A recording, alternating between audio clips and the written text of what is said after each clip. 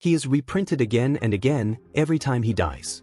Have you ever imagined being sent to another planet in the far reaches of the universe with the sole mission of dying repeatedly for the sake of humanity? For Mickey Barnes, death is just a reset. In the not-too-distant future, a young man falls into a hole in the snow of a cave on an alien planet, seeing his escape impossible and the end approaching. However, a ship appears, and out of it comes his friend Timo, amazed that Mickey is still alive. Timo descends, but the rope only reaches halfway. He takes Mickey's gun and climbs up, leaving his friend to die. But this is normal for them. Mickey will be reborn the next day. Before leaving, Timo asks what it's like to die and what his current number is. Mickey only answers that he is number 17 and accepts the end. Soon, a bunch of alien creatures appear, ready to devour him. The scene cuts to a laboratory, where Mickey's body is reprinted after each death. Dr. Dorothy updates Mickey's experiences and memories, uploading them to his brain.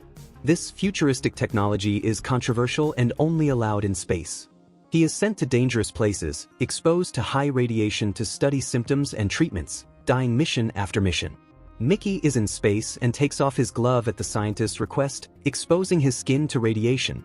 His hand is accidentally torn off and flies out the ship's window, where they ignore his death. Reprinted, Mickey checks his intact hand, but this version of him will only live 10 minutes. He reacts calmly. Mickey could get rich with insurance, but disposables have no rights, no unions or retirement. Desperation or ignorance lead to these jobs, like his. He and Timo went bankrupt at their macaroni shop, owing money to a dangerous guy. The loan shark showed them the fate of debtors, sawing one in half. Fearing for their lives, they fled the planet on the last interstellar expedition. Many wanted Niflheim, the ice planet. Kenneth Marshall, a politician, opened a recruitment center after losing the election, aiming for a new stellar empire, funded by fans. Fanatics would follow him anywhere, taking any job. Mickey Barnes agreed to be a disposable to get off Earth, surprising the recruiter by misleading her about the requirements. With no diplomas or skills, Mickey was accepted, unlike Timo, who became a pilot. But the sound of the saw echoed in his head. His decision was firm.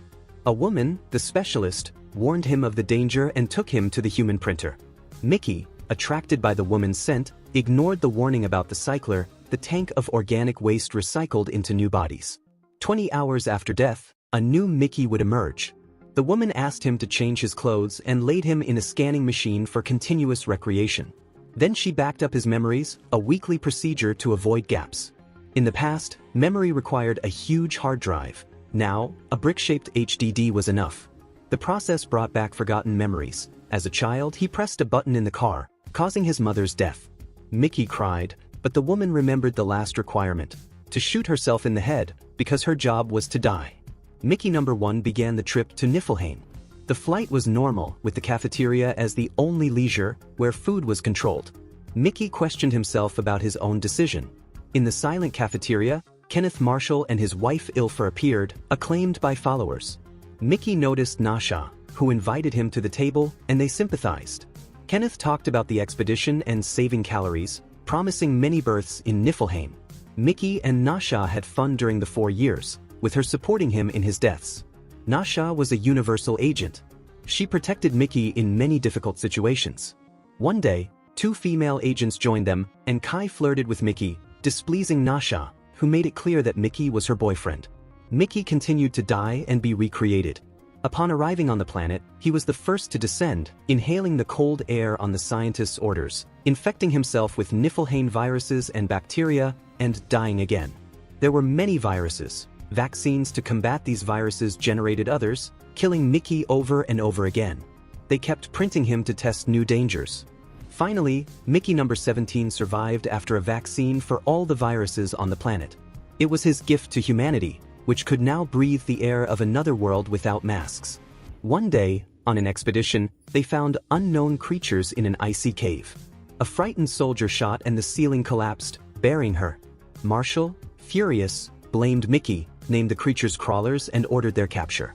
Mickey set off for the icy desert, falling into a cave. This is where the film began. Timo did not try to rescue him, because another Mickey would be printed. He took the gun and returned to base, leaving his friend to await a horrible death by a crawler. Mickey braced himself for the end when a huge creature appeared, surrounded by smaller, terrifying ones. Mickey prayed for a quick death and fainted in fear. When he regained consciousness, he saw the crawlers dragging him. He feared that he was food for their young, prolonging his agony. Surprisingly, they did not kill him, but took him to the cave exit and helped him out. Mickey felt offended, thinking that they rejected his recreated flesh. He screamed that he was edible, but the creatures merely escorted him. He tried to imitate their sounds. Soon, a vehicle passed by. Mickey clung to the rear platform and reached the base, to be greeted with surprise. Tired and freezing, he went to the room and found another version of himself. The two Mickeys jumped and stared at each other in shock. Upon learning of Mickey's death from Timo, the scientists turned on the printer, creating Mickey 18, multiplying the two. Mickey 18 attacked his predecessor, screaming that he had been printed 2 hours ago and had not lived. Years before, on Earth, a printer developer had printed a copy of himself without permission to become an unsuspecting serial killer. He committed the crimes and the other had the alibi. When discovered, the police arrested both. But another crime had occurred. There was a third killer. The case was widely condemned. A journalist called the duplicates multiples. Marshall, in Congress, declared the multiplicity the work of Satan and asked for permission to use human printing on a new planet, where sending colonists was difficult. He coined the term disposable and demanded the destruction of multiples. Remembering this, Mickey 17 realized that his double was taking him to the cycler to burn his remains. He understood Nasha's words. Each version had its own personality. Apparently, 18 was the most cruel. But when Mickey 18 was going to throw his own multiple into the cycler, Mickey 17 tried to fight for his survival and proposed to divide his life. 18 would live and work on even days, he on odd days. Mickey 17 admitted to being afraid of dying, as he had previously been certain of his resurrection, but now that might not happen. At that moment, Timo entered the ship with a worker to whom he sold prohibited substances. Mickey 18 was furious with Timo, blaming him for the whole mess. He suggested killing the traitor, but 17 objected. Even so, the multiple attacked Timo and threw him into the cycler. However, Timo clung to the edge, begging for help. 18 aimed a glowing bar at Timo's forehead, but Nasha and her boss Zeke appeared. Mickey 18 pulled Timo out, but threatened him first. Nasha took Mickey 18 to her quarters, while 17 hid and watched. Indignant upon hearing Nasha flirt with the new Mickey, he could do nothing.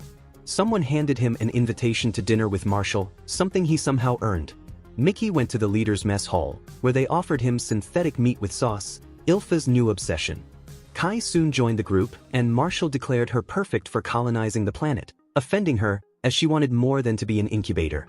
She suggested praying for her dead colleague in the cave.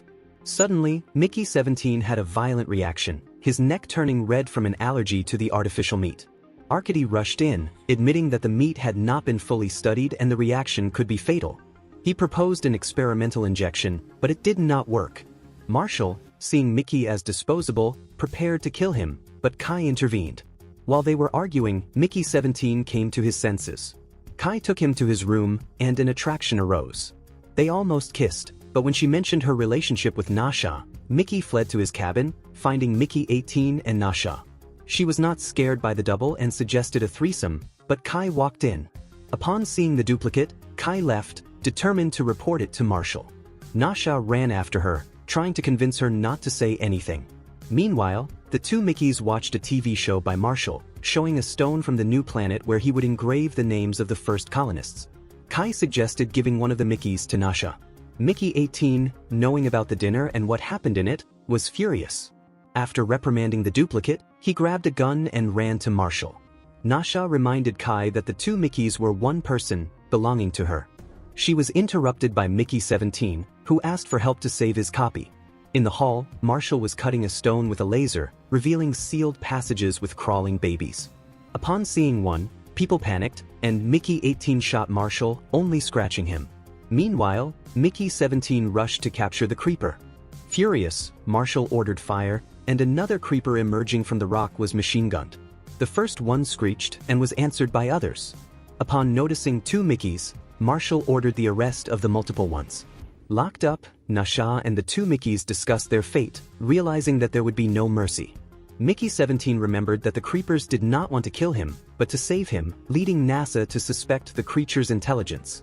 Then, Timo and his assistant arrived at the prison. Timo received a threatening letter from the loan shark. He must cut Mickey into pieces and send a video, or he would die. Unlike Mickey, Timo would not be reprinted. He ordered his accomplice to kill Mickey 17. Mickey 18 volunteered in his place, being bolder. This would please the loan shark, pleased to win over a resistant victim. Timo agreed, but when his accomplice approached the cell, Mickey 18 grabbed him. Nasha grabbed the taser and knocked Timo down. She grabbed the keys and freed herself and Mickey. She prepared to cut Timo, but Zeke appeared. Nasha told Zeke what Mickey had said about the creepers. Zeke remembered helping her leave in peace, loving all her versions. He took the prisoners to Marshall, and they saw many creepers surrounding the station. They discovered that they had come after the death of the baby. Dorothy caught up with them and tried to speak to Mickey 17 in the creeper language. He responded without understanding. They were taken to the command center, where Marshall cut off the baby creeper's tail to make gravy. The baby screamed, agitating the others. Marshall burned Mickey 18's face to distinguish the multiples.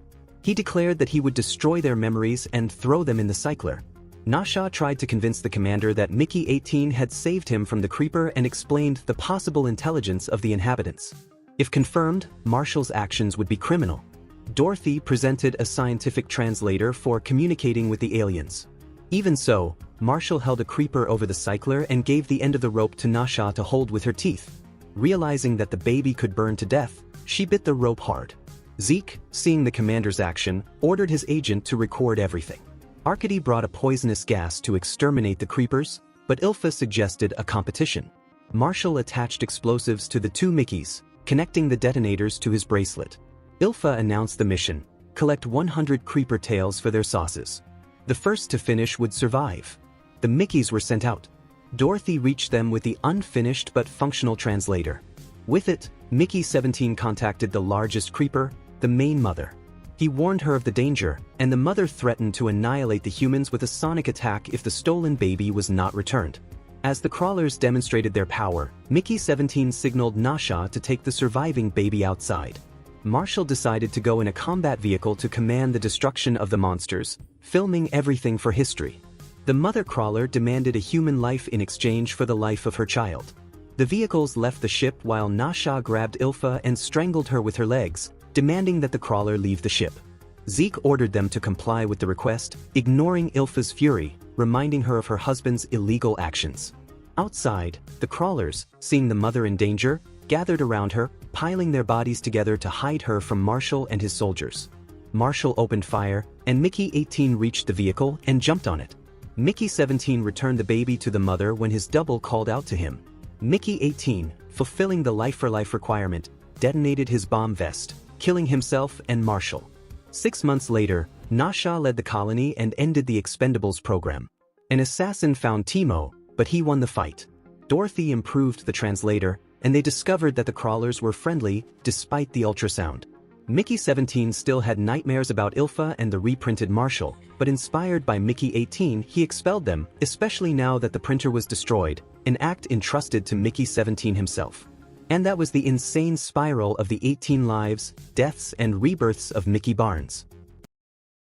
In a post-apocalyptic world infested with zombies, called Infected, who can kill you and turn you into one of them with a single bite, a young woman and a man marked by their past cross a world of dangers in search of freedom. But that's not all. She is the only one immune to the fungus transmitted through the bites of the infected, and may be the key to saving humanity. The year is 2023. A young woman is observing nature in the middle of a long-abandoned landscape. Her name is Abby, and she is standing next to makeshift graves where her friends and family are. Joel, in order to save Ellie from death, killed all the fireflies in his path. Along with Abby are Nora, Mel, Owen, and Manny. They ask themselves, why did he do that? Nora says she heard a rumor that the girl who accompanied Joel was immune, but Mel interrupts her and says that is impossible. They discuss this, and at that moment Owen interrupts them, saying that they should worry about the group. Mel asks what to do and if they will look for other fireflies. Manny answers that there is nowhere else to look since they were all there. Owen says that Ed's brother, Isaac, lives in Seattle and that he could help them. Abby speaks up and says that they will not do anything until they find Joel. Owen says that he does not have much information about him, suggesting that it would be difficult to find him, but Abby describes him accurately. She wants revenge. Owen says that Joel took the only car they had and that the wisest choice at the moment would be to go to Seattle and ask Isaac for help and, then, find Joel and then kill him. Abby agrees. Everyone agrees. Abby kneels in front of one of the graves and places a medal on it. She whispers the word, slowly. She turns to Owen and says that when she finds Joel, she will kill him slowly. 5 years pass. Ellie is fighting in a barn against a man who is twice her size, but she makes up for it with agility and technique. The fight is intense, but Ellie manages to overpower him and he surrenders. It was training. Jesse is helping her train. She now lives in the city of Jackson, Wyoming. Joel also lives there. He is at home fixing an appliance when Dina comes in. She tells him that the city's pipes are old and made of ceramic. They are broken and they need someone who can fix them. Dina takes the opportunity to ask Joel to teach her how to fix them like he does. He shows her how and where to fix them. She pays attention, but it was all a trap. She wanted to ask why Ellie is angry with him. He believes that they are living a new experience for both of them. After all, his daughter is not yet Ellie's age and Ellie did not have a father. He believes that no one gets along with their parents at that age. He also admits to being overprotective, but he really doesn't know what he did to irritate her so much. He ends by telling Dina what to do with the old pipes. Outside the city, Ellie and Tommy practice shooting zombies from a long distance. She does well and manages to hit them. They comment on how many zombies are walking around. Tommy tells them to go back because he wants to send a patrol to check the surroundings. Ellie volunteers to go, but Tommy says he'll put her at the city gate. Ellie complains and says the job is useless. Tommy confesses that Joel asked him to put her off the patrol for a while. She says that she's of legal age now and that Joel doesn't order her around anymore. Besides, she doesn't need to worry about being bitten because she's immune. Tommy asks her not to mention it and that they agreed never to talk about it. Ellie yells that she's already been bitten by a zombie and she's immune. She insists that she wants to stay on patrol. He gives in and lets her continue, going against his brother's request. Back in the city, Joel talks to Maria about some repairs the city needs. Maria emphasizes that they need to move faster with the work. Many refugees from other lands have been seeking shelter in Jackson and the city is becoming too small for so many people. Joel says that bringing so many people into the city is a mistake. There is no way to clear so much space at once. Before taking care of the outsiders, they need to take care of their own, otherwise they will end up not helping anyone. At that moment Tommy arrives, but Joel was already leaving. Before leaving, Maria tells him that he was also a refugee. Joel leaves. He goes straight to Gail's house. She is his psychotherapist. They start a conversation. Joel says that he followed her advice and stayed away from Ellie. However, she does not even greet him. He comments on how Dina treats him with respect, as if he were her father, and talks about the difference between Ellie and her. Gail suggests that Joel tell the truth. She thinks he is hiding something. People are only able to overcome something if they come clean, but people are afraid. She follows her own advice and throws in Joel's face that he killed her husband, Eugene, and she hates him for it. She tried to forgive him, but she couldn't, even though she knows he had no choice and she feels a lot of hate for that. Now she says it's his turn to say what he's afraid of. Regardless of what it is and how bad it was, she will help him. She asks if he hurt her and he says no. She asks him what happened then. He gets up, says he saved her and leaves. At home, Ellie is minding her own business when Dina comes to visit her. She went to call Ellie to patrol. They go out and get their horses. Outside, Jesse tells them the patrol mission for a new route. He asks them to be very careful because there are reports of new infected people outside the city. He sets the rules before they leave and says that Kat is the leader of the patrol and lets them go. On the way, Dina asks if Ellie is going to the New Year's party tonight and if she's going with anyone. Ellie says she is, but that she wouldn't go with anyone. Dina suggests going with Kat, after all they used to hang out, but Ellie refuses. Dina says that if she wants she can go with her. Ellie asks if Dina and Jesse broke up and she says yes. At that moment, Kat stops the patrol. There were trails of blood on the path. Without blinking, Ellie and Dina follow the trail against Kat's will. At the end of the trail, they find a dead bear and some infected. Apparently, the bear and the infected killed each other in an unprecedented fierce battle. At least one of them seems to have survived the confrontation. Ellie and Dina decide to go in and explore the place. There they realize that there were at least 2 infected in the place. They make a plan to kill the creature and split up. Ellie attracts the attention of one of them. She approaches and jumps on the infected and strikes several blows to its neck with her knife. Soon after thinking that the danger had passed, The floor gives way and Ellie falls to a lower floor. The place is completely abandoned and locked, and the only way out seems to be the way she came in. While Dina goes to look for something to get Ellie out of there, she looks around and explores the place. When suddenly she hears something. She gets scared and looks around carefully. Something is lurking. An infected is hunting her. The creature appears behind Ellie, but does not attack. Ellie runs after the infected, but it hides.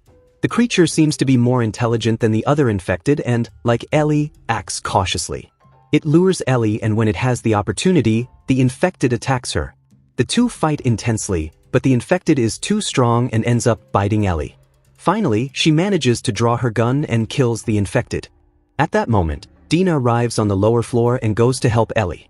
She finds Ellie on the floor and the infected shot next to her.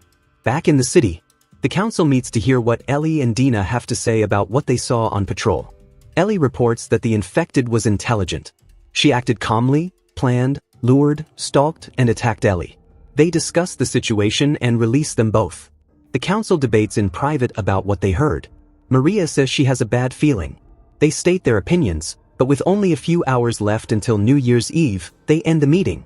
At home, Ellie has to disguise the scar from the infected woman's bite and uses her knife to make a scar over the current one. No one in town other than Joel and Tommy knows that Ellie is immune. Later, Joel goes to visit her. He went to ask if she's going to the event later. Ellie says she's not sure yet. Joel sees Ellie's guitar lying in the corner. He picks it up, says he'll fix it, and leaves. At the New Year's Eve party, Ellie watches from the corner as Dina dances and has fun. She smiles and exudes charisma. Jesse shows up and talks to Ellie. He also watches Dina. Ellie says she'll give them 2 weeks to get back together, but he says it won't happen. Ellie asks why, but at that moment Dina appears and asks Ellie to dance. They talk and dance very closely. The atmosphere seems romantic and Dina approaches Ellie. Gina seems to want something more from Ellie. They look at each other and kiss. At that moment, Seth interrupts the two and says that it is a family event and they are in a church. Dina apologizes and does not argue. She pulls Ellie and they leave. But he insults them by calling them dykes. Joel appears out of nowhere and pushes Seth away. Maria takes Seth out of the church. Ellie fights with Joel for what he did. She says that she does not need his help and he leaves. Later, she returns home and Joel is on the porch with his guitar. They look at each other, but Ellie does not speak to him and goes inside the house. In the next scene in another part of the city, where they were fixing the city's pipes, it is noted that the infective fungus is spreading through the old plumbing. Also, in the forest, Abby and the Wolves approach Jackson. Their mission? Kill Joel. Imagine discovering that your family's past hides secrets so dark that they could turn your life into a living nightmare. A young couple travels to a picturesque town in Scotland, looking to film an ordinary documentary. But what they find is a terrifying mystery buried under decades of silence. Brutal crimes, lies, and a truth that threatens to destroy them. The couple travels in a van amid the green mountains of Loch Henry. They travel for some time and arrive at a house where a woman is waiting for them at the door. The woman is Janet McCardle, Davis's mother, who was with her girlfriend Pia. Janet complains that she was worried because Davis was late in arriving and he replies that he took a detour to show his girlfriend the view. Davis's mother and Pia greet each other when Janet asks where Pia was from. America or somewhere else, insinuating that the girl must be of African origin because of her skin color. Davis cuts his mother off in embarrassment, but Pia answers without embarrassment. They enter the house and while Janet prepares dinner, Pia observes the decoration. On the wall is a mask that stands out to the eye and right below it is a photo of Davis's late father, Kenny, who was a police officer. At the table, Davis talks to his mother saying that they will be leaving soon because they are going to film a documentary about a man who collects rare eggs. Janet doesn't quite understand what her son is explaining. Pia tries to help. She says that there are many thefts of rare eggs and that it is illegal, but the police seem lazy about it. Janet interrupts Pia saying that maybe the police are just overworked, remembering the time of Davis's father. When she says this, the mood gets heavy. After dinner, in the bedroom, Pia regrets to her boyfriend what she said, because even knowing that Davis's father was a police officer, she said what she said. Davis tells her to stay calm because his mother is sensitive about everything that has to do with his father. Pia asks Davis if he misses his father and he explains that he does, but since he died when he was 8 years old, most of his life he only saw his father in photos. He says that his father was sick for a while before he died and that really affected his mother. In the morning, Pia realizes that she doesn't have internet and goes to look for something to do. She finds a lot of cassette tapes of a series that Janet really liked. She suddenly arrives in the living room and asks if they need anything before they leave. Davis takes Pia to the lake and she is enchanted by the landscape, saying it looks like a painting. She says it's strange how such a beautiful place doesn't have any tourists around, but Davis keeps quiet. They walk through the city, which also seems deserted, and arrive at a bar. There Davis meets his friend Stuart. They talk and Davis introduces Pia. Stuart confesses that it's hard to keep things going with so little activity and that they'll soon have to close the bar. At that moment Stuart's father comes in, gets a drink and leaves again. Stuart explains that his father is depressed because the town is now a ghost town and he was the last one left. Pia asks again why such a beautiful town should be overrun with tourists and Stuart replies that it is because of Ian Ader. Pia asks who Ian Ader is and there is silence. Davis explains that the town used to be quite popular, but in 1997 a couple visited the town and rented a cabin. They stayed for about a week. On the weekend they were supposed to leave, but the cleaning lady at the cabin noticed that they were no longer there, but their things were. They called the police, who at the time were Davis's father. He searched the town for the couple, but there was no sign of them. After a while the search stopped. Until one night Ian Ader went to the bar. He drank a lot and started saying things about the missing couple. Stuart's father threw the man out of the bar, but he threatened to come back and shoot everyone. Stuart's father calls Davis's father and tells him what happened. The police officer went to Ian's house, but he didn't answer. When Davis's father was leaving, Ian shot him through the window. As he crawled to call for backup, he heard 3 more shots. Ian shot his mother, his father, and himself. When the police entered Ian's house, they discovered a banker hiding in the basement. Inside was a torture room. He tortured and killed his victims and buried them in the farm fields. Among the bodies was the missing couple. Pia asks Davis how her father died and he replies that the shot hit him in the shoulder and he was hospitalized, where he caught a bacteria and died. That's why her mother blames Ian Ader for her father's death. Impressed by the story, Pia asks Davis to take her to where the crimes took place. He takes her to the place and when she gets there she says that instead of making a documentary about a rare egg collector, they should make one about Ian Ader and the crimes he committed. She argues that this story would capture the curiosity of thousands of people and that it would be a success. The subject was very appealing and would bring the focus back to Loch Henry. Davis is a little reluctant, but Pia insists that the egg story would not be so good and that the real, potentially award-winning story was right in front of her eyes. Davis refuses to do it because it was about his father and it would bring back too many bad memories for his mother. Pia says that this is the perfect opportunity for them to do justice to her father's memory. Later at the bar, Stuart loves the idea and that this would be what Loch Henry needs to put itself back on the map. He offers a drone to help with the filming and an archive of newspaper reports and tapes from the time about Ian and the case. Davis is excited and agrees to make the documentary. They take everything home and begin their research. They connect a VCR to the computer and when they turn it on they find a tape inside the device. When they press play it is a tape of Janet's favorite series. They ignore the recording and play one of Stuart's tapes. In the video, Davis recognizes his father in one of the scenes and also Stuart's father. They spend days studying, filming, and editing the documentary. They use all the information available, interview people, visit, and film the scenes of the events. Stuart gives a statement for the documentary. Stuart's father comes down the stairs while listening to everything, but ends up falling. When they help him, he yells at Davis and tells him that he shouldn't bring up the past and mess with what's already been done. Davis, extremely uncomfortable, leaves. At home, while they are working, Janet enters Davis and Pia's room and asks what she can make for dinner. She recognizes Stuart's face on the computer and asks what they are working on. Davis opens up to her mother and explains that they are making a documentary about Ian Ader and his murders, including that of her father. Excited, Janet supports the couple's initiative and likes the idea of how it will bring to the public's attention what Ian did to Kenny. She offers to help with whatever is needed. They record a statement with Janet, who seems to have no familiarity with cameras and still remembers that the last time she was filmed was by Kenny on an old video camera. The scene cuts to Davis and Pia who go to a production company to present their work, but the woman had already heard about the case and doesn't seem very interested until Pia says that Davis's father was one of Ian Ader's victims. The woman asks if they can access any previously unseen footage and Pia says she can get footage from the banker where the murders took place. With Stuart's help, they enter Ian's abandoned house and take the old camera to help with the documentary's horror atmosphere. When they try to record, they realize that the tape there is still the one from Janet's favorite series, but they decide to record over it. Meanwhile, Stuart finds the hidden door in the basement of the house and they go there. When they enter, it looks like a normal abandoned place. Stuart throws lemonade on the floor to make it look like blood when they turn on the black light, but when they turn on the black light, they realize that there is still blood everywhere, from the floor to the ceiling, like a macabre scene from a horror movie. Returning home, they talk about what they saw there and call the place the dungeon. Distracted, they get into an accident. Everyone is fine, but Davis needs to be hospitalized. They leave him there and go home. Stuart's father is in the same hospital.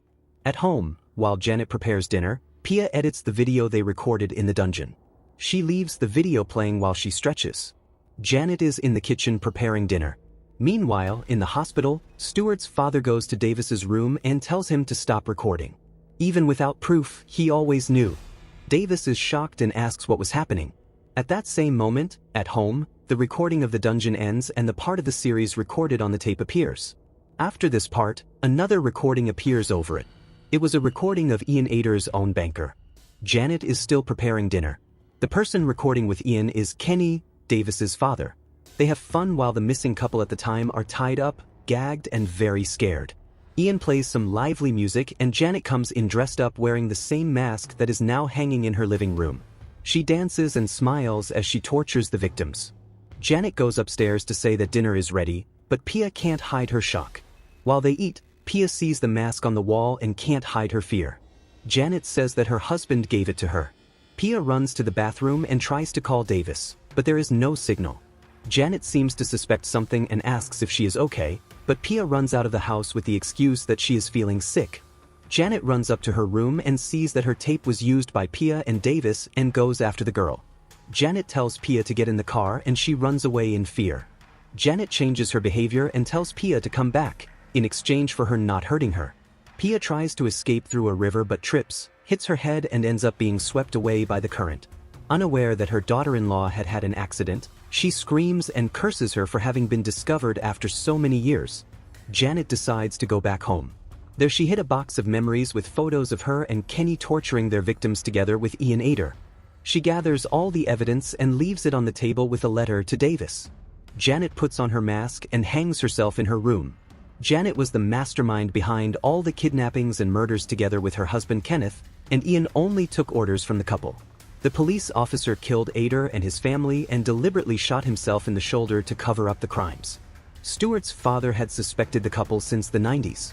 The scene cuts to an award ceremony for Best Documentary Series, where Davis and his team are competing for the award with the documentary Loch Henry.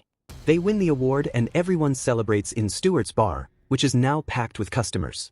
Davis receives the award, but he is not happy. Although the documentary was a success, in addition to the fact that his parents were terrible serial killers, his mother and girlfriend died in the process and he seems to find no meaning in his life today. Davis sits alone in his hotel room and in his pocket is his mother's farewell letter that says, "For your film, Mather." And so, a simple trip became a dive into a dark nightmare. If you like this story and want more content like this, leave a like, subscribe to the channel and comment below what you thought. Until next time.